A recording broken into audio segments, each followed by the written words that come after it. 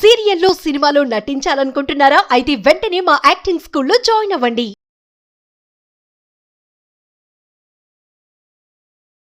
మీరు జాబులు చేయకపోతే మెయింటెనెన్స్ నుంచి తప్పించుకోవడం కుదరదు.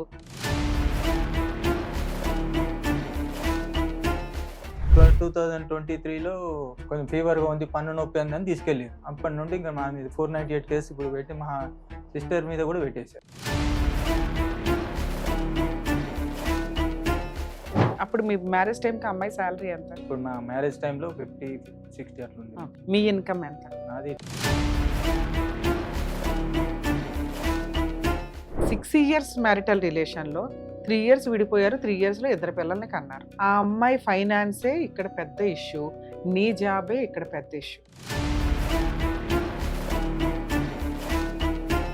సిస్టర్ మ్యారేజ్ అంతా మేమే చూసుకుంటామని చెప్పాము, అంత రాయించుకున్నాం. చూడడానికి వెళ్తే మా పిల్లలు ఎట్లున్నారు, వాళ్ళ సిస్టర్ వచ్చి నువ్వు ఎందుకురా ఇడికి వస్తున్నావు అట్లా ఇల్లు అరిగరుగా మాట్లాడు. పెళ్లి చేసిన నుంచి మీకే వస్తుంది కదా, 5 లక్షల కంటే ఎక్కువ ఇవ్వ, మీ ఇష్టం చేసుకొని లేకపోవాలి. అసలు మీ అబ్బాయితో ఎందుకు కలిసి ఉండాలి ఆ అమ్మాయి?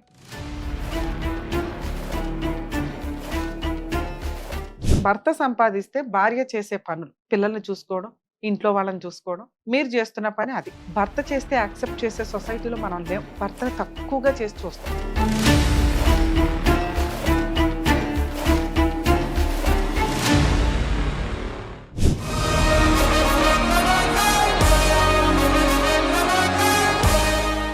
నమస్తే సార్. ఏంటి సార్ ప్రాబ్లం, దేనికి సంబంధించి? అయితే మాది ఆల్రెడీ కోర్టులో నడుస్తుంది. కోర్టులో నడుస్తుంది. Family matter. Family matter. Marriage ఎప్పుడైంది? 2018 ఆగస్ట్ మేడం. ఆగస్ట్ లో. ఎంతమంది పిల్లలు మీకు? బాబు పాప. ఎప్పుడు పుట్టారు వాళ్ళు? 2019 ఆగస్ట్ లో బాబు పుట్టారు. ఓకే. 21లో పాప పాప పుట్టింది. పుట్టారు. వాళ్ళ అరేంజ్డ్ father మ్యారేజా, లవ్ మ్యారేజా? Arrange marriage. వాళ్ళ ఫాదర్ జాబ్ ఈమెకు వచ్చింది. ఎప్పుడు? అది 2009లో. సో అమ్మాయి గవర్నమెంట్ ఎంప్లాయ్, గవర్నమెంట్. మీరేం చేస్తారు? Contract supervisor. సో కాంట్రాక్ట్ అంటే నచ్చే చేసుకుందిగా. అంతా బాగానే ఉండే మేము. అప్పుడు మీ మ్యారేజ్ టైం కి అమ్మాయి శాలరీ ఎంత, మీ ఇన్కమ్ ఎంత? నాది 20 ఉమ్. అట్లుంది. అత్త మాది తనకి? Own house madam. వాళ్ళు లేదు మేడం. శాలరీ ఎంత ఉంటుంది తనకి? అది అప్పుడు మా మ్యారేజ్ టైంలో 50-60 అట్లుంది. Okay. అంటే ఇప్పుడు మీరు grade one అనుకున్నారా శాలరీ నాకు ఇవ్వాలి, మనం ఇద్దరం కలిపి ఇల్లు కొనుక్కుందాం, ఇట్లా ప్రాపర్టీలు మాది కొనుక్కుందాం? Own house madam. Own house మీ అమ్మా నాన్న సంపాదించింది, ఉమ్. నువ్వైతే నేను సంపాదించలే. అట్లా ఏమనలేదు. మరి తన శాలరీ ఏం చేద్దామని? మేము తను దాచుకోవడం? గాంధీ ఆమె సపరేట్ గా పెట్టాము. ఆవిడది ఆవిడే. మొత్తం 5 lakhs చిట్టి వేసాం. ఉమ్. మొత్తం ఆమె సపరేట్ పెట్టి మళ్ళీ 10 lakhs పెట్టి ఆమె సపరేట్ గా పెట్టాం. ఓకే. అందులో నుంచి ఏం చేయలేదు ఇప్పుడు. అట్లా ఆమెకి అట్లాగే ఉన్నది. మళ్ళీ మా బాబు పుట్టినప్పుడు మేమే చూపించాం మొత్తం. ఓకే. ఫస్ట్ టైం వాళ్ళు చూపించాలి కానీ మొత్తం మేమే చూపించాం. రైల్వే హాస్పిటల్ ఉంటుంది కదా, ఉమ్. రైల్వేలో చూపిస్తే మాకు ప్రైవేట్ లో చూపించాలని గొడవ పెట్టుకున్నారు. సరే అని రైల్వేలో చూపించాను, ప్రైవేట్ లో చూపించాను. రైల్వేలో ఎందుకంటే ఇప్పుడు ఆమెకు మెటర్నల్ లీవ్ ఇయ్యారు. ఆ. మెటర్నల్ లీవ్ ఇయ్యారు, మళ్ళీ రైల్వేలో పోయి చూపించాను. సరే మళ్ళీ పాప పుట్టినప్పుడు అట్లాగే అంటే మళ్ళీ మా పాప అంటే ఎక్స్పెన్సెస్ అన్ని రియంబర్స్ అయినాయా లేకపోతే లేదు, రికవరీ ఏమి ఇవ్వలేదు. ఏమి ఇవ్వలేదు. పాప పుట్టినప్పుడు ఏంటంటే మా పాపకు ఇక్కడ అంతలాగా వచ్చింది. సర్జరీ చేసినప్పుడు కూడా మొత్తం మేమే తిరిగాం కిమ్స్ కి, రైల్వే నుండి. అప్పుడు వాళ్ళ మదర్ వాళ్ళు సిస్టర్ ఉంది, ఎవ్వరు రాలేరు. మొత్తం నేనే తిరిగి చేయించాను, సర్జరీ చేయించాను. Hmm. ఆ పాప పుట్టినప్పుడు ఎవరు రాలేదు, పాప పుట్టినప్పుడు ఎవరు రాలేదు. సిస్టర్ మ్యారేజ్ అంతా మేమే చూసుకుంటామని చెప్పాము, అంత రాయించుకున్నాం. పెళ్ళి అయ్యే వరకు అంతా మేము చూసుకున్నాం. వాళ్ళిద్దరు సిస్టర్స్, తను ఒక ఇద్దరు sister. సిస్టర్, ఇద్దరు. పెద్దవాడిని మీరు చేసుకున్నారు. Arranged marriage Arranged marriage. Okay. సరే సరే, ఎంతవరకు బాగానే ఉంది. అమ్మాయి అత్తమామలతో అడ్జస్ట్ అయ్యి ఉంది, ఉన్నంతలో ఇంటి మ్యారేజ్ పనులు. చేసుకోదంట ఎవరు మీ వాళ్ళ సిస్టర్. మ్యారేజ్ చేసుకోకుండా ఎంత ఇప్పుడు వయసు ఎంత ఆవిడకి? ఆమె 30-35 అట్లా ఉంటుంది. 35? ఓకే. అక్క పెళ్లి చేసుకుంది, చెల్లి చేసుకోవడానికి ఏంటి? ఆమె ఏంటో ఆవిడ ఏమైనా జాబ్ చేస్తుందా? ఏం చేయదు. ఏం చేయదు. ఏం చేయదు. ఇక ఇక్కడ నుంచి 2023లో కొంచెం ఫీవర్గా ఉంది, పన్ను నొప్పి అందని తీసుకెళ్ళింది. ఎవరు మీ వైఫ్ ని? మా వైఫ్ ని తీసుకెళ్ళింది. అసలు అప్పటిదాకా మీ ఇంట్లో ఏం గొడవలు లేవా? మీ వైఫ్ కి మీకు ఉండే. సూపర్ గా 2018 బాగానే నుంచి ఉండే. 23 వరకు బాగున్నట్లే బాగానే లెక్క. నేనే ఆఫీస్ దగ్గర డ్రాప్ చేసేవాడిని, రైలు నేనే ఆఫీస్ నుంచి తీసుకొచ్చేవాడిని. అంటే వాళ్ళకి ఏమన్నా కుళ్ళ, మా అమ్మాయి 70,000 సంపాదిస్తుంది, 60,000 అదే సంపాదిస్తుంది, అంటది. తీసుకెళ్లే అల్లుడికి పెడుతుంది, మేము సిస్టర్ అంతా నువ్వు వాళ్ళకి పెడుతున్నావు. ఆవిడేం పెట్టట్లేదు, దాచుకుంటున్నారు కదా డబ్బులు. అందులో కూడా 5,000-10,000 వాళ్ళకే ఇస్తుంది. ఉమ్. వాళ్ళకే ఇస్తున్నావు, అంతా తీసుకెళ్ళి వాళ్ళకి ఇస్తున్నావు వాళ్ళ సిస్టర్. సరే, ఇప్పుడు అమ్మాయి శాలరీ ఇక్కడ నడుస్తుంది అనుకుందాం. మరి మీ అత్తగారు మీ మరదలు ఎలా బతుకుతారు? వాళ్ళ ఇన్కమ్ ఏంటి? వాళ్ళు 20-25,000 పెన్షన్ వస్తున్నాను వాళ్ళ మదర్. వాళ్ళ అమ్మగారికి. వాళ్ళ అమ్మగారికి. ఇంకా మరి అమ్మాయి పెళ్లి చేయాలంటే మీరు చేస్తామన్నారు, చేస్తామండి. ఉన్నంతలో మీ వాళ్ళ అక్క బాధ్యత కూడా తీసుకుంటాం. సంఘం పెద్ద మనుషులు అన్నప్పుడు రాయించుకున్నాం అంతా. ఆ. మ్యారేజ్ అంతా ఫంక్షన్ హాల్ భోజనాలు అక్క బావ చూడాలి అనేది. అంతా రాసుకున్నాం, సరే చేస్తామని చెప్పాము. ఉమ్. ఇప్పుడు మళ్ళీ వాళ్ళకి ఏమైనా ఆస్తులు ఉన్నాయా? ఏం లేవు, ఏమీ లేవు. ఏవి లేవు. ఆయన చనిపోయినాక డెత్ బెనిఫిట్స్ ఏమన్నా వచ్చినాయా? అది మాకు తెలియదు. తెలియదు. ఆ టాపిక్ అది ఇప్పుడు నాకు- ముందు విషయం నాకు కాబట్టి నాకు తెలియదు. ఎప్పుడైతే వెళ్ళిందో అప్పటి నుండి ఇంకా మా మీద 498 కేసు ఇప్పుడు పెట్టి మా సిస్టర్ మీద కూడా పెట్టేసారు. 2023లో పన్ను నొప్పని అమ్మగారి అవును. ఇంటికి వెళ్ళిన ఆవిడ సడన్ గా లీగల్ ప్రాసెస్ లోకి వెళ్ళాలి అని ఎందుకు అనుకుంది? పిల్లలు ఎవరి దగ్గర ఉన్నారు? వాళ్ళ దగ్గర ఉన్నారు. అప్పటి వెళ్ళేటప్పుడు నుండి మా తీసుకెళ్ళి- దగ్గర 23లో ఒక స్కూల్ వేసారు. 24 ఇట్లా 4 స్కూల్స్ మార్చారు. Nursery, LKG, UKG, first schools మార్చుకుంటూ వెళ్తే పిల్లలు ఎలా చదువుతారు ఏంటో అర్థం. వాళ్ళ మదర్కి తెలియాలి, వాళ్ళ సిస్టర్కి తెలియాలి. ఉమ్, భాష్యం స్కూల్ ఒకటి వేసారు, విద్యా విహార్ స్కూల్ ఒకటి వేసారు. మా దగ్గర లిటిల్ బర్డ్ స్కూల్లో చదువుతుంది. ఉమ్, అక్కడ నుండి ఇయర్ స్కూల్ చేంజ్ చేస్తుంటూ వెళ్ళి ఓకే. అట్లా నేను స్కూల్ దగ్గరికి వెళ్తే మా పిల్లలు ఎట్లున్నారు, వాళ్ళ సిస్టర్ వచ్చి నువ్వు ఎందుకురా ఇడికి వస్తున్నావు అట్లా ఇట్లా అరుగరుగా మాట్లాడుతున్నా. నా పిల్లలు చూడడానికి వెళ్తే ఇప్పుడు మా ఇంట్లో ఉన్నప్పుడు టైంకి తింటారు, స్నాక్స్ తింటారు టైంకి. వాళ్ళ దగ్గర ఏం లేదు. ఈమె ఆఫీస్కి వెళ్ళిపోతే వాళ్ళు ఏం పెట్టట్లేరు. ఏదో ఈమె వచ్చింది, వాళ్ళు పిల్లల్ని కూడా కనీసం స్కూల్కి వెళ్తే బ్యాగులు కూడా పట్టుకోవట్లేదు, వాళ్ళకే వేసేస్తున్నారు. చిన్నపిల్లలు నర్సరీ, ఎల్కేజీ అన్నప్పుడు బ్యాగ్స్ పట్టుకోవాలి, వాళ్ళకి వేసేస్తున్నాం, వాళ్ళకే బాస్కెట్ వాళ్ళే పట్టుకుంటున్నారు. 3 years 2023లో అమ్మాయి వెళ్ళిపోయింది అక్కడికి. పెద్ద మనుషులు పంచాయతీలు కానీ ఏమి జరగలేదు. మేము పెద్ద మనుషుల దగ్గరికి రాము, ఎక్కడ రామన్నారు. ఇప్పుడు పోలీస్ స్టేషన్ లో అంత సడన్ గా అమ్మాయి వెక్స్ అయిపోవడానికి రీజన్ వీళ్ళ ఏంటి? సిస్టర్ వీళ్ళ మదర్ ఇట్లా ఇప్పుడు బేసిక్ నేనే ఫస్ట్ అడిగా ఆ అమ్మాయి శాలరీ పరిస్థితి ఏంటి అని. ఎందుకంటే వాళ్ళకి ఆస్తులు ఏమీ లేవు. లేవు, మీ అత్తగారికి వచ్చేది పెన్షన్ మాత్రమే. పెన్షన్ మాట. ఇలాంటి ఒక జాబు పెద్ద కూతురికి ఇస్తున్నప్పుడు ఫర్దర్ గా మాట్లాడుకుంటారు ఏదన్నా కానీ. ఏంటి ఫర్దర్ గా? ఇంకో పిల్ల ఉంది, ఆ పిల్ల పెళ్లి బాధ్యతలు మరి నువ్వే తీసుకోవాలి తల్లి, ఆ అమ్మాయికి ఎంత గోల్డ్ పెట్టాలి, ఆస్తులు లేవు కాబట్టి, లేదా ఏదైనా ప్రాపర్టీ కొని ఇవ్వాలి, ఇలా బేసిక్ గా మాట్లాడతారు. ఈ అమ్మాయి లైఫ్ సెట్ అయిపోయినట్లు లెక్క ఇక్కడ ఈ జాబ్ తీసుకోవడం వల్ల. అప్పుడు కొన్ని బాధ్యతలు అనేవి కామన్ గా ఎక్కువగానే ఉంటాయి. ఆ అమ్మాయికి వచ్చిన 60,000 శాలరీ మనకే కాదు, అమ్మాయికి కాదు. దాంట్లో కనీసం 10 to 20% అనేది వాళ్ళ అమ్మకి షేర్ చేయాల్సిన బాధ్యత అమ్మాయికి ఉంటుంది. వాళ్ళ అమ్మకి పెన్షన్ వస్తుంది కదా మేడం, అవే తింటాం ఎక్కువ అనే హక్కు మనకు లేదు. ఉంచుకుంటుందో, చిన్న కూతురికి ఇచ్చుకుంటుందో, చింపుకుంటుందో ఆవిడ ఇష్టం. అయినా ఇప్పుడు ఆవిడ అడగట్లే, మీరు 5,000 ఎంతో పంపిస్తుంది మీ పంపిస్తాం. వైఫ్ ఉన్నంతలో. పంపిస్తాం. ఇదంతా బాగానే ఉన్నప్పుడు సడన్ గా భర్త మీద, ఇంట్లో అత్తమామల మీద, ఆడబడుచుల మీద కేసులు వేయాల్సినంత అదే రిక్వైర్మెంట్ నాకు వద్దితను అనే అంత ఏం జరిగింది? మాలో అయితే ఏం ఆవిడకేం పిచ్చి జరగలేదు. కాదు కదా సడన్ గా. మాలో అయితే ఏం జరగలేదు. అంతే. సరే పోలీస్ స్టేషన్ కౌన్సిలింగ్ జరుగుతాయి కదా, కౌన్సిలింగ్ అక్కడ అక్కడ నుండి ఏమంటుంది? పోలీస్ స్టేషన్ నుండి ఇక్కడ ఉప్పల్ పంపించారు, అల్వాల్ పంపించారు, ఆ. ఎల్బీ నగర్ కోర్టుకు పంపించారు. మాకు ఎక్కడ కౌన్సిలింగ్ వద్దు, ఏదో కోర్టుకే పంపించండి అని సరే అది కోర్టుకు పంపించేశారు. కోర్టుకు పంపించండి. ఇంకేం కేసులు వేసింది ఆ అమ్మాయి? 498 తప్ప 498, డొమెస్టిక్ వైలెన్స్, 889 మెయింటెనెన్స్ మెయింటెనెన్స్ ఇప్పుడు మెయింటెనెన్స్ అడుగుతున్నాను. వేసారా విడిగా కేసు? వేశారు. మీరేమన్నా డైవర్స్ గానీ కాపురానికి రమ్మని లేదు, గానీ వేసారా? నేను రమ్మని వేసాను. అందులో కౌన్సిలింగ్ ఉంటది కదా, అక్కడ కంపల్సరీ కౌన్సిలింగ్ ఏమైంది? కౌన్సిలింగ్ ఏం లేదు. సరే మీరు అడగొచ్చు కదా మీడియేషన్ కి. ఇప్పటికి అమ్మాయి మీరు ఫేస్ టు ఫేస్ అవ్వలేదా మాట్లాడుకోవడానికి? లేదు, ఒక మొత్తం 5 నిమిషాలు? మాది మొత్తం కంబైన్డ్ ఫ్యామిలీ. మా ఫోన్ నంబర్స్ అన్ని బ్లాక్ చేసేసారు, ఫోన్ నంబర్స్ అన్ని బ్లాక్ చేసేది. కలుతామని వెళ్తే కూడా కలవట్లేదు. సరే పిల్లల కోసం మీరేం చేశారు ఈ 3 years లో? పిల్లలు నేను అమ్మాయి ఇంటి తీసుకెళ్లిపోయింది, దగ్గరికి తీసుకురాదు, చూపించదు, మనం వెళ్తే ఫాల్స్ కేసులు వేస్తారు. ఇప్పుడు మరి ఇంటి దానికి- దగ్గరికి వెళ్తే కూడా రానివ్వట్లేదు. అది కామన్. అసలు అమ్మాయి ఇంత స్ట్రాంగ్ చెప్తున్నారు మీరు. నాకు విషయమే అర్థం కాల. ఏమి గొడవలు లేవు, మంచి కుటుంబం అంటున్నారు. తీరా చూస్తే సడన్ గా ఇంటికి వెళ్ళిపోయింది, మొహం కూడా చూడట్లేదు, కేసులు టప్ప కేసులు వేసింది. అసలు కౌన్సిలింగ్ కే అటెండ్ అవ్వట్లేదు, నాకు ఇతను వద్దు అని గోడ కట్టేసుకునే అంత ఏముంది? మా మధ్య అయితే ఏం లేదు. నేను ఇట్లా కూర్చొని మాయలు మంత్రాలు చేసి కనిపెట్టలేను కదా సార్. మీరు చెప్పే దాంట్లో ప్లస్లు మైనస్లు ఏం చేస్తే బెటర్ అనేది చెప్పగలం. సరే కోర్టులో కేసులు నడుస్తున్నాయి, మీకు అడ్వకేట్స్ ఉన్నారు, ఇక్కడికి ఎందుకు వచ్చారు? కౌన్సిలింగా లేకపోతే ఏం చేస్తే బెటర్ అని? మీతో పాటు ఎవరైనా వచ్చారా? మీ డాడీ డాడీ వచ్చారు. డాడీ మాట్లాడతారా? ఎందుకంటే మీరు అసలు ఏం చెప్పరా, నాకు ఎక్కడో ఒకటి పాయింట్ దొరకాల. మీరు ఏదో ఒకటి చెప్పుకుంటూ వెళ్తే కూడా నేను అందులో పిన్ పాయింట్స్ ఎతుకుతా. మీరు అసలు ఏమీ చెప్పలా, జస్ట్ పెళ్లి డీటెయిల్స్, ఆవిడ కేసులు, ఇందులో ఏముంది ఇన్ఫర్మేషన్? ఎక్కడ బ్రేక్ అయ్యింది అనేది తెలియాలి. సరే మీ నాన్నగారిని పిలుద్దాం నన్ను ఒకసారి, తర్వాత మళ్ళీ మిమ్మల్ని పిలుస్తాను. సార్ నమస్తే సార్. మీ అబ్బాయితో మాట్లాడాను ఇప్పటిదాకా. అసలు నాకు ఏ పాయింట్ దొరకలే, ఏం గొడవ జరిగి ఒక కాపురం, 2 పిల్లలు ఉన్న కాపురం నాశనం అయ్యింది? నాకే దొరకలేదు నాన్న. ఇప్పుడు మా ఆమె పోయేటప్పుడు కొద్దిగా జ్వరం వచ్చింది. అంతే. పోయేటప్పుడు అంత ముందు ఎప్పుడు గొడవలు జరగలేదు? ముందు ఒకసారి సంవత్సరం ముందు ఒకటి ఏంటంటే అందరు వచ్చారు, ఒకసారి 15 మంది వచ్చారు. ఎందుకు? ఏది మా బిడ్డది ఏమైంది ఏం కథ అన్నట్టుగా వచ్చి. ఏది రెండో అమ్మాయిది?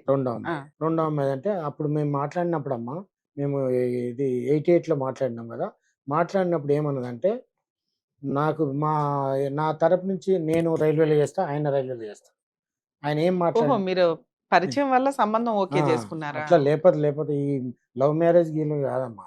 వాళ్ళు 2-3 నెలల అది నిజామాబాద్లో ఉన్నారు వాళ్ళు. నిజామాబాద్ నుంచి నా ఫ్రెండ్ దగ్గర ఇంటి దగ్గర కిరాయికి ఉన్నారు. సూపర్.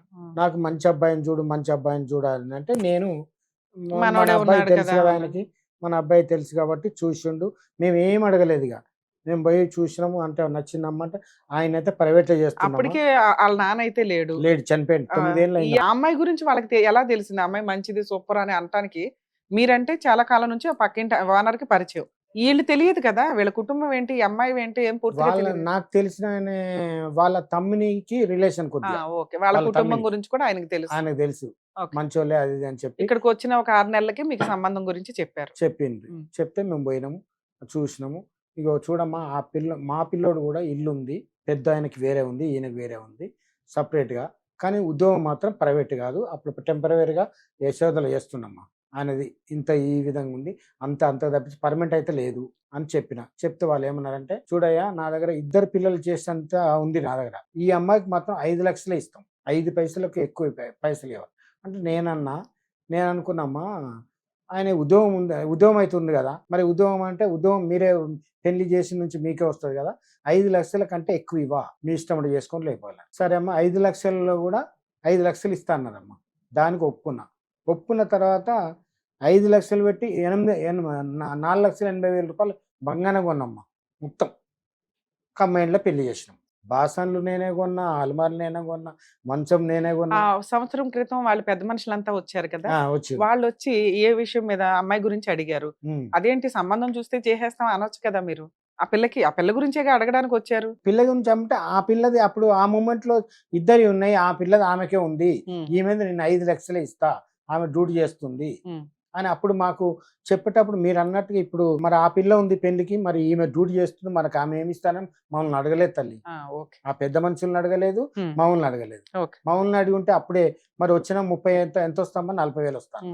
40,000 అంటే 40,000 డ్రా చేసి 35,000 ఆమె పేరు మీదే చిట్టేసిందమ్మా. ఆమె పేరు మీద చేసి 5 మన మామయ్య నాకు ఖర్చు గురించి నాకు 5,000 కావాలి, 40,000 డ్రా చేసి 5,000 ఆమెకి ఇస్తుంటే 35,000 చిట్టి వేసేవాళ్ళు.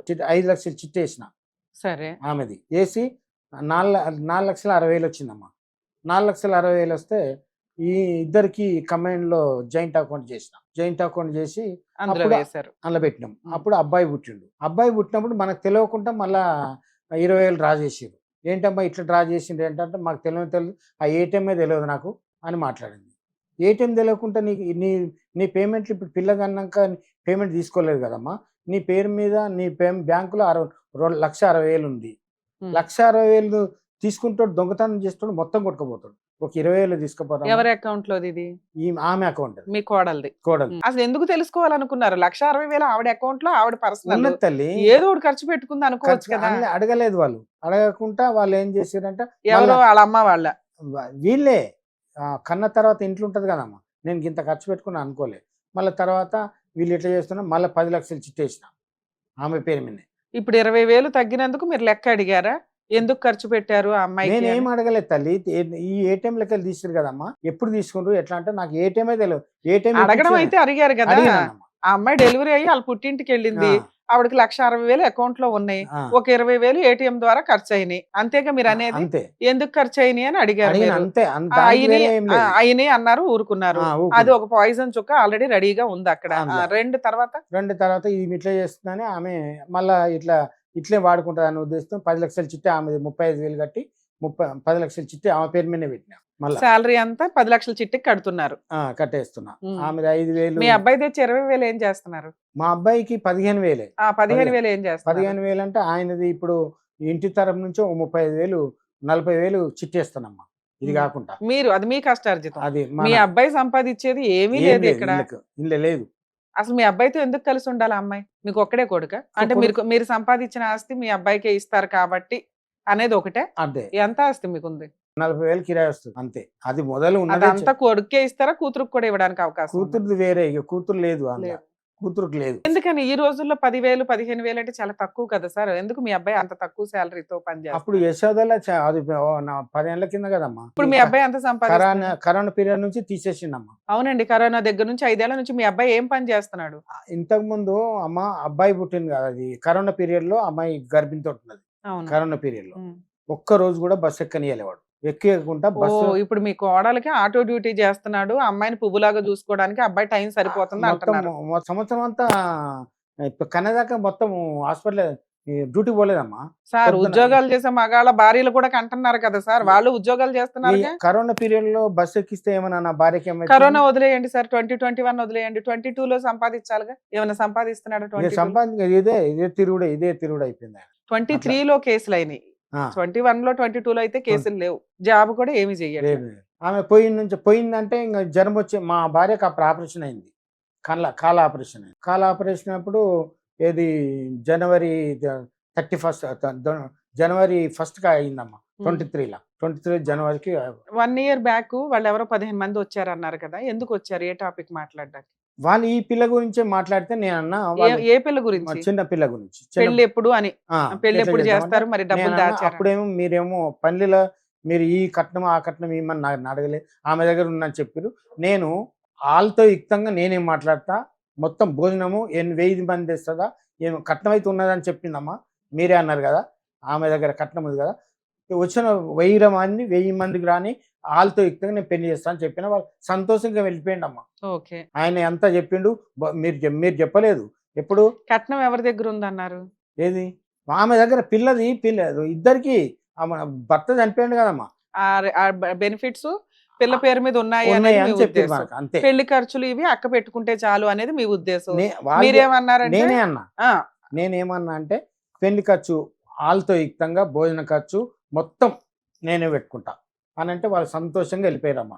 వెళ్ళిపోయిన సంవత్సరంకి ఈ పని అయింది అంతే. సరే, సంవత్సరంలో పెళ్లి చూపులు పెళ్లి గానీ ఏమీ నేను రాదు 2-3 చూపించిన ఆ పిల్లకి. పిల్లకి. నువ్వు చూపిస్తే నేను చేసుకుంటాను, మరి ఎవరు చూస్తే చేసుకుంటారమ్మా అని కూడా అడిగిన తల్లి.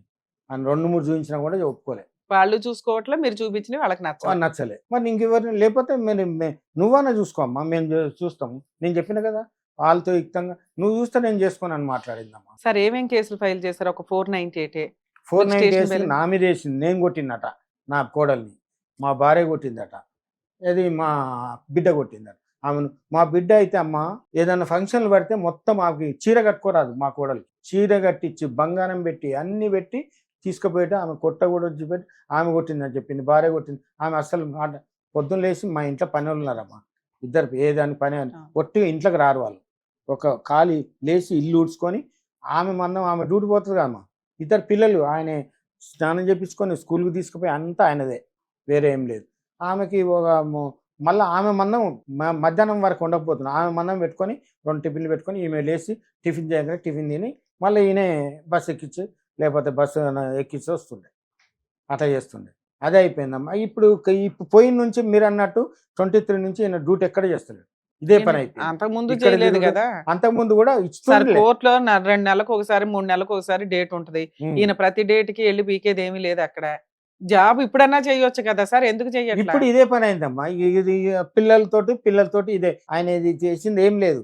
ఇప్పుడు ఆయనది ఇప్పుడు నా దగ్గర ఏంటంటే ఇప్పుడు 4,50,000 60,000 వస్తే ఫిక్స్లు పెట్టిన వాళ్ళ దగ్గర, అది నా దగ్గరనే ఉంది. ఇప్పుడు 10 లక్షల చిట్టు కూడా ఇంకా 2 నెలలు కట్టేస్తానంగా. మామయ్య నాకు పని నొప్పి ఉంది, డాక్టర్ దగ్గర చూపిస్తే 30,000 ఖర్చు అవుతుంది అంటే 30,000 అంటే 15,000 ఇస్తున్నాయా తర్వాత చేయంటే 15,000 తీసుకొని అది ఇచ్చేసిండు. ఆ నెల నేనే కట్టినా, లాస్ట్ నెల నేనే కట్టినా. మనకు 9,60,000 వచ్చింది. అవి నా దగ్గరనే ఉన్నాయి. ఆమె తీసుకుపోయింది ఏం లేదు. ఆడికి పోయినాక ఎవరు మార్చిందో ఆ భగవంతుని తెలుస్తాను. సరే సార్, ఇప్పుడు మీ అబ్బాయికి ఏది చేస్తే బెస్ట్ అని మీరు అనుకుంటున్నారు? ఇప్పుడు ఏమన్నా 3 సంవత్సరాలు అయిపోయింది కదా, ఇప్పుడు ఏం అద్భుతం జరుగుతుంది? ఇప్పుడు ఆ ఉప్పలు పోయినాం, అక్కడ పోయినా ఇక్కడ పోయినా. ఆమెతోటే మాట్లాడేది కానీ ఈయనతో ఒక్కరోజు కూడా మాట్లాడారు వాళ్ళు కూడా. ఇప్పుడు కౌన్సిలింగ్ మీరు ఎట్లా మాట్లాడారమ్మా, ఇద్దరిని మాట్లాడాలి కదా. వాళ్ళు 2-3 సార్లు పోయినాము. ఆమె లేదు మీరేం మాట్లాడవలసింది, నేను విడాకులే ఇస్తా, నాకు కోర్టే తీర్పిస్తా అని మాట్లాడుతున్నారు. సరే, విడాకులు తీసేసుకోవచ్చుగా. విడాకులు తీసుకుంటే పిల్లలు నాన్న ఇద్దరు ఆ పిల్లల గురించి నాకు బాధ. అంతే, చిన్న పిల్లలు 6 పిల్లల్ని ఇచ్చేస్తే పెంచుకుంటారా మీరు? పక్క విడాకులు ఇచ్చి. వాళ్ళు పోని ఏం చూసి పెంచుతారు పిల్లల్ని? ఆమెకి ఇప్పుడు 40,000-45,000 వస్తుందా, ఎవరికి? కిరాయి వస్తుంది కదా, ఆమెకే ఇచ్చేస్తా. నా పేరు మీద మీరు అన్నట్టు నా పేరు మీద ఇల్లు ఉంది కదమ్మా. పెద్ద అబ్బాయి వైపు ఉంది, ఈయన పేరు మీద నా పేరు మీద ఉంది. సరే సార్, మీ అబ్బాయితో మాట్లాడతాను, కూర్చోండి సార్. సార్, మీరు ప్రాపర్ విషయాలు చెప్పకపోతే మీ ప్రాబ్లం ఎప్పటికీ సాల్వ్ కాదు. మీ నాన్నగారిని అందుకు పిలిచాం. మీ వరకు మీరు మీ లైఫ్ స్టైల్ వేరు, మీ నాన్నగారి లైఫ్ స్టైల్ వేరు. అర్థమవుతుందా? జమానా అనేది ఒకప్పుడు 30 ఇయర్స్కో 50 ఇయర్స్కో మారితే ఇప్పుడు 5 ఇయర్స్ కూడా ఉండట్లా. మీకు మీ తర్వాత జెన్ జెడ్ అనే జెన్జీనో ఏదో అంటున్నారు కదా, ఎంత వేరియేషన్ ఉంటుందో తెలుసా ఇప్పుడున్న జనరేషన్ కి? వాళ్ళు అసలు ఎంత పాయింట్ మోరల్ వాల్యూస్ కూడా లెక్క కూడా చేయరు. వాళ్ళకి ఏది తోస్తే అదే. పేరెంట్స్ అన్నా లెక్క ఉండదు, సొసైటీ అన్నా లెక్క ఉండదు. ఓన్లీ డబ్బు ఎంజాయ్ చేయడం, డబ్బు ఎంజాయ్ చేయడం. ఆ డబ్బు ఎక్కడి నుంచి అన్నా రానివ్వండి. ఆ జనరేషన్ లో ఉన్న పరిస్థితి మనం. లైఫ్ అనేది మనుషులుగా పుట్టాం ఎంజాయ్ చేయడానికి, ఎవడో మనల్ని కంట్రోల్ చేయడానికి కాదు. ఆ జనరేషన్ ని మీ నాన్నగారి జనరేషన్ ని పెడితే ఎక్కడ సెట్ అవుతుంది? అదృష్టం ఏంటంటే మీ వైఫ్ ఈ జనరేషన్ అమ్మాయి కాదు, మీ జనరేషన్ అమ్మాయి. మీ జనరేషన్ అంటే ప్రెసెంట్ జనరేషన్. మీ నాన్నగారి జనరేషన్ అంతా ఇంటి పెద్ద ఎవరైతే ఉంటారో ఆయనే లీడర్. ఫైనాన్స్ అంతా ఆయన రూపాయి జాగ్రత్త చేస్తూ వేస్ట్ ఖర్చులు అవనివ్వకుండా లైఫ్లో ఎవరన్నా సంపాదించనివ్వండి. లీడర్షిప్ పెద్ద ఆయన దగ్గర ఉంటుంది. అక్కడ ఒక్క రూపాయి కూడా వేస్ట్ అవ్వదు. పద్ధతిగా కుటుంబాన్ని సొసైటీలో గౌరవంగా నిలబెట్టడం, దాన్ని అలా తీసుకొని వెళ్ళి వారసులకు ఇవ్వడం. మళ్ళీ ఆ వారసులు కూడా ఆ డబ్బు వేస్ట్ చేయకూడదు. మళ్ళీ దానికి ఇంకో రూపాయి యాడ్ చేసి వాళ్ళు ఇంకో జనరేషన్కి ఇవ్వాలి అనే ఆలోచన ఉన్న 7 తరాలు చూడండి అంటాం చూసావా? ఈ 7 తరాలకి మీ నాన్న పర్ఫెక్ట్గా సరిపోతారు. వాళ్ళు పూర్తిగా తినేదేం ఉండదు. ఈ రోజుకి మనకి ఎంత కావాలి అంత చాలు ఖర్చు పెట్టుకోవడానికి. నెలకు ఒకసారి రెస్టారెంట్కి వెళ్ళొచ్చు, సంవత్సరానికి ఒకసారి ఊర్లు వెళ్ళొచ్చు. అంటే ఒక ఎంజాయ్మెంట్ అనేది లిమిట్తో కూడిన లైఫ్ స్టైల్ ఉన్న వ్యక్తులు వాళ్ళు. వాళ్ళ జనరేషన్ పర్ఫెక్ట్ జనరేషన్ అని నా ఉద్దేశం ఒక రకంగా చెప్పాలంటే. కానీ ఇప్పుడు జనరేషన్కి అది సెట్టే కాదు. రూపాయి సంపాదిస్తే అందులో రూ. 10 ఖర్చు పెట్టాలా, పావలా దాయాలా, ఇంతే. మీ నాన్నగారి జనరేషను రూపాయి సంపాదిస్తే 70 పైసలు 80 పైసలు దాయాలి, 10 పైసలు లావిష్గా ఖర్చు పెట్టుకోవాలి, 10 పైసలు అత్యవసరాలు వస్తాయి కొన్ని, హాస్పిటల్ ఖర్చులో ఇంకొకటో. అప్పుడు మిగతా 50 పైసల్లోంచి తీస్తాడు తప్ప ఒక 50 పైసలు అయితే అసలు కదలం. మనోళ్ళు విచ్చలవిడితనానికే 50 పైసలు ఖర్చు పెడుతున్న జనరేషన్లో ఉన్నప్పుడు ఒక అమ్మాయికి ప్రెజర్ కింద లెక్క. అర్థమవుతుందా? భర్త సంపాదిస్తే భార్య చేసే పనులు, పిల్లల్ని చూసుకోవడం, ఇంట్లో వాళ్ళని చూసుకోవడం, ఆ అమ్మాయి భర్తకి వచ్చేసరికి అన్ని సేవలు చేయడం, ఇట్లా మీరు చేస్తున్న పని అది. ఇంట్లో ఎవరో ఒకళ్ళు ఈ పని చేయొచ్చు, కానీ భర్త చేస్తే యాక్సెప్ట్ చేసే సొసైటీలో మనం లేం. భర్తను తక్కువగా చేసి చూస్తాం. భర్త అనేవాడు సంపాదించాలి, ఆడవాళ్ళు సంపాదించకపోవడమే తక్కువగా చూస్తున్న రోజులు ఇవి. ఎవరికాళ్ళు సంపాదించాలి, ఇద్దరు సంపాదిస్తేనే ఈ రోజున రెస్పెక్ట్, గౌరవం.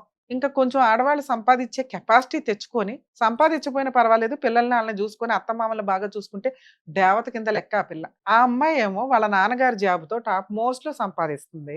అక్కడేమో అమ్మ చెల్లెలు ఉన్నారు.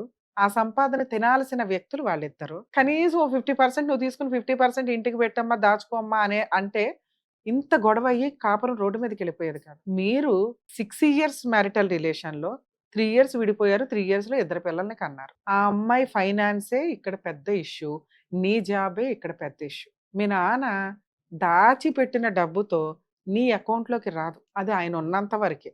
ఆ తర్వాత కూడా నాదే కదా మేడం అంటే నీకు వాల్యూ ఎక్కడుంది? మీ నాన్నగారు కష్టపడి ఒక జాబ్ తెచ్చుకొని సంపాదించి ఒక ఇల్లు కొని అమ్మని కొడుకుని కూతురికి పెళ్లి చేసి ఇన్ని చేశారు కదా, నువ్వేం చేస్తున్నావు? పనోళ్ళ పని చేస్తున్నావు. పనోళ్ళకి ఎంత ఇన్కమ్ అక్కడ మీ ఇంట్లో? 5,000. ఆ పనికి కండువా వేసేసుకొని మాట్లాడితే అట్లా? నువ్వు ఒక 20,000, 30,000, 50,000 సంపాదిస్తే ఈ నువ్వు చేసే పని ఆటో వాడు చేస్తావు. ఇంకొంచెం జాగ్రత్త అంటే మనమే ఒక డ్రైవర్ని పెట్టుకుంటాం కారు కొనుక్కొని. ఇంతకంటే పీకి నువ్వేం పని చేసావు చెప్పు? దీనికి ఇంత గొప్ప మార్కులు వేయాల్సిన అవసరమే లేదు. మీ నాన్నకి మార్కులు పడుతున్నాయి, మీ అమ్మకి మార్కులు పడుతున్నాయి, మీ ఆవిడకి మార్కులు పడుతున్నాయి, మీ అత్త మరిదికి కూడా మరదలకు కూడా మార్కులు పడుతున్నాయి. మీకు మార్క్సే పడవు. కాపురం పోవడానికి రీజనే ఇది. ఈ పిన్ పాయింట్ మేబీ నేను చెప్తే మీకు నచ్చకపోవచ్చు, మీకు ఎవరు ఇది ఇంత ఎక్స్ప్లెయిన్ చెయ్యరు. చాలా సెన్సిటివ్ పాయింట్, చిన్న పాయింట్ ఇది. అదేంటి మేడం మీ నాన్నగారు ప్రతి రూపాయి లెక్క చెప్పారు, ఆ పిల్ల ఒక్క రూపాయి తినలే, మీ ఇంట్లో ఎవరు దాచి పెట్టారు. కానీ ఆ అమ్మాయి తినలేదు, భర్త రూపాయి ఆ పిల్ల తినాలి, అది తినలేదు. ఇంట్లో ఏం పని చేయదంటే అసలు అమ్మాయి పనే చేయవసరలే. ఆవిడకి వచ్చే 60,000లో 2,000 పనులకు పెడితే ఆ ఇల్లు ఉడుచుడు ఆ పనులు అయిపోతాయి. 5,000 ఎవరికన్నా ఇస్తే బేబీ కేర్ అయిపోద్ది, ఇంకో 2,000 ఎవరికన్నా ఇస్తే డ్రైవింగ్ పని అయిపోతుంది. ఆ 20,000 నువ్వు సంపాదిస్తే ఈక్వల్. అర్థమవుతుంది సార్? ఇది ఆ అమ్మాయికి ఎవరన్నా ఎక్స్ప్లెయిన్ చేయాలి. ఇంత సెన్సిటివ్ పాయింట్ తల్లి ఇది. నీ భర్త మంచోడు, మీ అత్తమామలు మంచోళ్ళు, వాళ్ళు ఒక్క రూపాయి తినలేదు, నీది దాచిపెట్టారు. సో ఇంత మంచి కుటుంబానికి ఆ 2 పిల్లలకి ఈ కుటుంబం చాలా అవసరం అని ఎవరన్నా ఎక్స్ప్లెయిన్ చేయాలి అంటే ఆ అమ్మాయి ఇక్కడికి వస్తే రమ్య గారు చెప్తారు. ఇంత సెన్సిటివ్ పాయింట్ పట్టుకోవడం ఎవరి వల్ల కాదు. ఆ అమ్మాయి ఏం చెప్తుంది? నా డబ్బు తినేశారు, నా ఇది చేసేశారు, ఇంక ఆళ్ళు చెప్పిందే ఆ ఇంట్లో నడిచేది. నేను జస్ట్ ఒక బొమ్మలాగానే ఉన్నాను. నాకు అసలు ఆ ఇల్లే వద్దండి అని. ఈ రోజుల్లో ఎవరు నాన్న అత్తమామలతో కలిసి ఉండేది? అలాంటి ఒక బంగారం దొరికినప్పుడు ఆ పిల్లని మనం ఎంత జాగ్రత్తగా చూసుకోవాలని ఉండాల. ఆ పిల్లకి ఎనకాల నాన్న లేడు కాబట్టి, అమ్మయితే ఉందిగా. అమ్మా, నాన్న కూడా ఉండవసరంలా. వీళ్ళే ఒక రోజు వెక్స్ అయిపోయినాక డెసిషన్ తీసుకొని సర్దుకొని వెళ్ళిపోతారు. ఆ పిల్ల కాళ్ళ మీద ఆ పిల్ల బతకగలదు. ఇద్దరు పిల్లలు మంచి కాన్వెంట్‌లో యేసుకొని బతకగలదు. నువ్వు లేకుండా ఆ అమ్మాయి రాయల్‌గా బతకగలదు. నువ్వు బతకలేవు. మీ అమ్మా, నాన్న లేకపోతే నువ్వు సున్నా. మీ నాన్న సంపాదించిన ఆస్తి లేకపోతే. వాళ్ళు సంపాదించిన దానికి ఒక రూపాయి మనం యాడ్ చేస్తేనే రెస్పెక్ట్. అది ఆడాళ్ళైనా, మగాళ్ళైనా. ఆళ్ళ సంపాదన అనేది మనకి బ్యాక్ బోన్ కింద ఉపయోగపడాల. దాని మీదే బతికేద్దామంటే మన పుట్టుకెందుకు? ఇక్కడ ఇద్దరు పిల్లలు తండ్రి లేకుండా బతుకుతున్నారక్కడ. గౌరవంతో బతుకుతున్నారు. బతకలేనిపోతుంది ఎవరు అంటే మీరు. సో, ఇదొక్కసారి రియలైజ్ అవ్వండి. ఇది నేను ఆ అమ్మాయికి కూడా చెప్పగలిగితే, తల్లి ఆ అబ్బాయి ఇక నుంచి జాబ్ చేస్తాడు. నీకు ఇంట్లో ఉన్న కష్టాలేంటి? చాలా చిన్న విషయాలు చెప్తది ఆ పిల్ల. ఫైనాన్స్ తప్ప ఏమీ చెప్పదు. అంతా మా మామయ్య గారు డీల్ చేస్తారండి. నాకు ఏ స్వేచ్ఛ లేదు. మా ఆయన ఏమి సంపాదించడు. తీసుకెళ్ళుడు, తీసుకొచ్చుడు ఇంతకు మించి ఏమీ లేదు. నేను ఏదైనా కొనుక్కోవాలన్నా అందరికి తెలియాలి. నేను ఒక ఏటీఎం కార్డ్‌లో ఒక 20,000 ఆ 70,000 సంపాదించే పిల్ల ఒక 20,000 ఖర్చు పెట్టాలన్నా లెక్కలు చెప్పాలి. ఇప్పుడు ఎవ్వరికీ చెప్పవసరలా. హ్యాపీగా ఆ ఇంట్లో అమ్మాయి లీడరు. మహారాణిలాగా ఒక రాజ్యాన్ని పరిపాలిస్తుంది. నీతో ఏం అవసరం? ఎవరికి అవసరమో వాళ్ళు తగ్గాల. తగ్గి వెళ్ళాలి. వెళ్ళి బతిమలాడాలి. బతిమలాడడానికి డోర్‌లేసేశారు. అర్థమవుతుందా? మొత్తం లాక్ జేసేసి, బ్లాక్ జేసి పెట్టారు. మరి ఈ సీన్‌ని నేను ఎట్లా అప్రోచ్ అవ్వాలి మేడం? మీరు మా మైనస్‌లు చెప్పారు అర్థమైంది. నేను రియలైజ్ అయ్యి ఆ అమ్మాయిని తెచ్చుకోవాలంటే, నేను మారాను అని అమ్మాయికి చూపించాలంటే ఎలా? మీకు ఇంకొక సలహా కూడా ఉంటది. ఇప్పుడు కొత్తగా జాబ్ చేస్తే, ఆ అబ్బాయి ఏమి చేయడండి అని ఆ అమ్మాయి కేసుల్లో రాసే ఉంటది. అర్థమవుతుందా? ఇప్పుడు నేను ఏదైనా జాబ్ చేస్తే పిల్లలకి నేను మెయింటెనెన్స్ ఇవ్వాలేమో అని నువ్వు చేయకుండా ఉంటే నీకు వాల్యూనే పెరగదు. జీరో వాడివి జీరో దగ్గరే ఉంటావు. నేను ఇలా కూర్చోబెట్టి మీ నాన్నో, మీ ఆస్తినో చూపించి ఆ పిల్లని తీసుకొచ్చి నీతో కాపురం చేయించడం ఎవడి వల్ల కాదు. మీరు మారండి, జాబ్ చేయండి. ఇదిగోండి నేను 15,000, 20,000 సంపాదిస్తున్నా పలానా షాప్‌లో. మీరు సంపాదించినా, సంపాదించకపోయినా కోర్టు ఆ అమ్మాయి మెయింటెనెన్స్ వేస్తే పిల్లలకి ఆర్డర్ చేస్తది. మేడం నాకు జాబ్ లేదు మేడం. మా నాన్న తిండి మీద నేను బతుకుతున్నానంటే కుదరనే కుదరదు. రిక్షా తొక్కి ఆళ్ళకి డబ్బులు కట్టండి. లేదా జైలుకెళ్ళు. ఇలా తెలుసుకోండి ఫస్ట్. మీరు జాబులు చేయకపోతే మెయింటెనెన్స్ నుంచి తప్పించుకోవడం కుదరదు.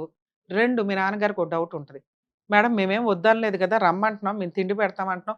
రెంట్లు మేమే కడతామంటున్నాం. అమ్మాయి రూపాయి మేము తీసుకోలేదు కదా! మా పిల్లల్ని మేము పోషించుకోగలం, చదివించుకోగలం. పిల్లల్ని మాకు ఇచ్చేయండి అని. తల్లికే కస్టడీ ఉంటది తప్ప సంపాదించిన తండ్రికి విజిటేషన్ రైట్స్ కూడా ఉండవు. మీరు మెయింటెనెన్స్ కట్టినాకే మీకు విజిటేషన్ రైట్స్ ఉంటాయి. కనీసం ఈ రోజుకి మీరు విజిటేషన్ రైట్స్ అడగల. ఎలా ఫైట్ చేయాలో ఇప్పుడు చెప్తా. మైనస్‌లే చెప్తున్నాను ఇంకా నేను. లీగల్ ప్రాసెస్‌లో ఆ అమ్మాయి మీకు కావాలి అంటే మీరు జాబ్ చేయాలి. మీకెవరన్నా చెప్పుంటే జాబ్ చేస్తే మెయింటెనెన్స్ కట్టాలని అది మర్చిపోండి. మీరు జాబ్ చేసినా, చెయ్యకపోయినా పిల్లలకి మెయింటెనెన్స్ ఆర్డర్ అవుతది. మేడం ఆ అమ్మాయి రూ. 1,00,000 సంపాదిస్తుంది. నేను జీరో అంటే కూడా పిల్లలకి మీరు మెయింటెనెన్స్ కట్టాల్సిందే. ఆ అమ్మాయి రూ. 1,00,00,000 సంపాదించినా తండ్రి బాధ్యత కొంత ఉంటుంది. 2 ఒకవేళ మీరు కనీసం అమ్మాయితో ర్యాపో పెంచుకొని మాట్లాడాలి అంటే మీరేదైనా జాబ్ చేస్తుంటే, ఇదిగో అమ్మ మారాడు, వర్క్ చేసుకుంటాడు, ఇద్దరు కలిసి ఉండండి అని చెప్పగలం. నేను మాట్లాడేది మీకు అర్థమవుతుందా? ఓకే. 2 మీరేసిన ఆ రెస్టిట్యూషనల్ కంజుగల్ రైట్స్ కేస్ ఉంది కదా!